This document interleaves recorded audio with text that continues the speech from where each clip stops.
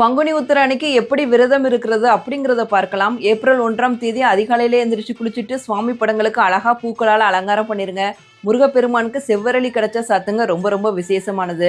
நைவேத்தியமா பால், பழம், பாயாசம், பஞ்சாமிர்தம், தினைமாவு இதில் எது உங்களுக்கு கிடைக்குதோ அதை நைவேத்தியமா படைச்சிட்டு விளக்கேற்றி வைத்துட்டு உங்களுக்கு தெரிஞ்ச கந்த சஷ்டி கவசம், கந்தகுரு கவசம், திருப்புகழ், வேல்மாறல், கந்தர் அனுபூதின்னு உங்களுக்கு என்ன தெரியுமோ அதை பாராயணம் பண்ணுங்க.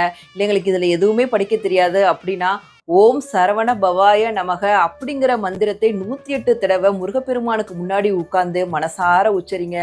உச்சரிச்சுட்டு நீங்கள் எதற்காக விரதம் இருக்கீங்க அப்படிங்கிறத முருகப்பெருமான் கிட்ட வேண்டிட்டு உங்களோட விரதத்தை அதுலேருந்து அப்படியே ஸ்டார்ட் பண்ணுங்க. பகல் ஃபுல்லாக எதுவுமே சாப்பிடக்கூடாது. தண்ணீர் கட்டாயம் குடிங்க. அது ரொம்ப ரொம்ப முக்கியமானது. இல்லை எங்களால் சாப்பிடாம இருக்க முடியலை அப்படிங்கிறவங்க எளிமையான பால் பழம் சாப்பிட்டுக்குங்க. பக்கத்தில் இருக்க முருகப்பெருமான் கோவிலுக்கு போங்க. அன்னைக்கு சில கோவில்களில் திருக்கல்யாணம்லாம் நடக்கும். முடிஞ்சால் அதையும் போய் தரிசனம் பண்ணுங்க. மாலை 6 மணிக்கு முருகப்பெருமானுக்கு விளக்கேற்றி வைத்துட்டு